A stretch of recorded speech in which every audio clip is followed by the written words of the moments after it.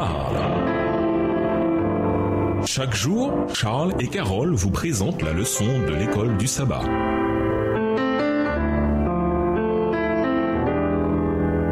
Bienvenue à votre émission. Dieu nous parle. Nous voyons la leçon de jeudi, affirmation de Jésus. Le miracle à la piscine de Bethzatha donne à Jean une excellente occasion de mettre l'accent sur ce qui est Jésus. Jean décrit le miracle en lui-même sur 9 versets, mais il décrit celui qui accomplit le miracle en 40 versets environ. Lisons Jean 5, les versets 16 à 18. Pourquoi Jésus est-il persécuté pour son action le sabbat? Jean 5, les versets 16 à 18. C'est pourquoi les Juifs poursuivaient Jésus parce qu'il faisait ces choses le jour du sabbat. Mais Jésus leur répondit, « Mon Père agit jusqu'à présent, moi aussi j'agis. » À cause de cela, les Juifs cherchaient encore plus à le faire mourir, non seulement parce qu'il violait le sabbat, mais parce qu'il appelait Dieu son propre Père, se faisant lui-même égal à Dieu. Le verset 18 peut paraître troublant car il semble dire que Jésus transgressait le sabbat. Mais quand on regarde tout le passage, Jean 5, les versets 16 à 18, de plus près, on constate que Jésus affirme que son travail pendant le sabbat est en harmonie avec sa relation avec son Père. Pendant le sabbat, Dieu n'arrête pas pour autant de soutenir l'univers. Par conséquent, en faisant certaines choses le sabbat, Jésus revendique aussi être divin. Les chefs religieux le persécutaient pour 2 raisons. Sa prétendue transgression du sabbat et le fait qu'il affirmait être l'égal de Dieu. Lisons Jean 5, les versets 19 à 47. Que dit Jésus pour permettre aux chefs de voir qui il est vraiment? Identité attestée par le puissant miracle qu'il venait de faire. Jean 5, les versets 19 à 47. Jésus reprit donc la parole et leur dit, en vérité,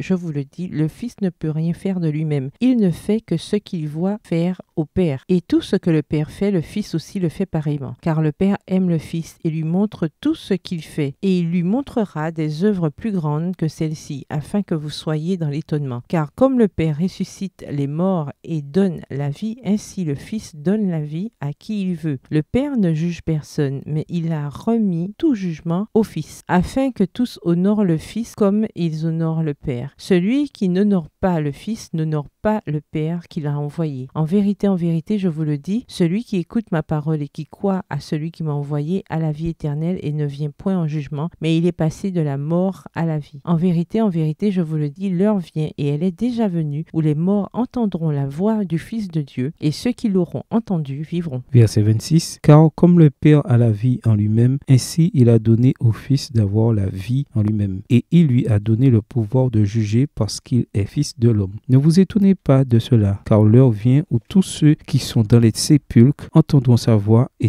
en sortiront. Ceux qui auront fait le bien ressusciteront pour la vie, mais ceux qui auront fait le mal ressusciteront pour le jugement. Je ne puis rien faire de moi-même. Selon que j'entends, je juge et mon jugement est juste, parce que je ne cherche pas ma volonté, mais la volonté de celui qui m'a envoyé. Si c'est moi qui rends témoignage de moi-même, mon témoignage n'est pas vrai. Il y en a un autre qui rend témoignage de moi, et je sais que le témoignage qu'il rend de moi est vrai. Vous avez envoyé vers Jean, et il a rendu témoignage à la vérité. Pour moi, ce n'est pas d'un homme que je reçois le témoignage, mais je dis ceci afin que vous soyez sauvés. Jean était la lampe qui brûle et qui luit, et vous avez voulu vous réjouir 1 heure à sa lumière. Verset 36. Moi, j'ai un témoignage plus grand que celui de Jean, car les œuvres que le Père m'a donné d'accomplir, ces œuvres même que je fais témoignent de moi, que c'est le Père qui m'a envoyé. Et le Père qui m'a envoyé a rendu lui-même témoignage de moi. Vous n'avez jamais entendu sa voix, vous n'avez point vu sa face. Et sa parole ne demeure point en vous, parce que vous ne croyez pas à celui qui l'a envoyé. Vous sondez les Écritures parce que vous pensez avoir en elles la vie éternelle. Ce sont elles qui rendent témoignage de moi. Et vous ne voulez pas venir à moi pour avoir la vie. Je ne tire pas ma gloire des hommes, mais je sais que vous n'avez point en vous l'amour de Dieu. Verset 43. Je suis venu au nom de mon Père et vous ne me recevez pas. Si un autre vient en son propre nom, vous le recevrez. Comment pouvez-vous croire, vous qui tirez votre gloire les uns des autres et qui ne cherchez point la gloire qui vient de Dieu seul? Ne pensez pas que moi je vous accuserai devant le Père. Celui qui vous accuse, c'est Moïse, en qui vous avez mis votre espérance. Car si vous croyez Moïse, vous me croiriez aussi, parce qu'il a écrit de moi. Mais si vous ne croyez pas à ses écrits, comment croirez-vous à mes paroles? Jésus défend son action en 3 étapes. D'abord, il explique la relation relation intime qu'il a avec son Père. Jean 5, versets 19 à 30. Jésus indique que lui et son Père agissent en harmonie, à tel point que Jésus a le pouvoir à la fois de juger et de ressusciter les morts. Jean 5, versets 25 à 30.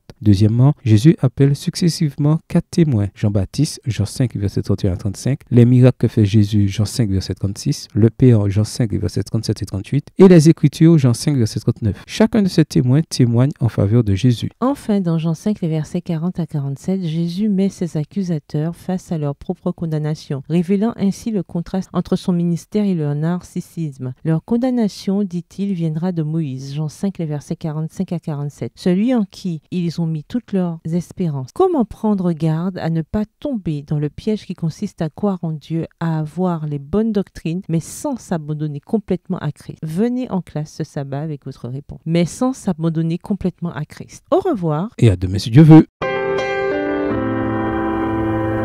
Dieu nous parle. Chaque jour, Charles et Carole vous présentent la leçon de l'école du sabbat.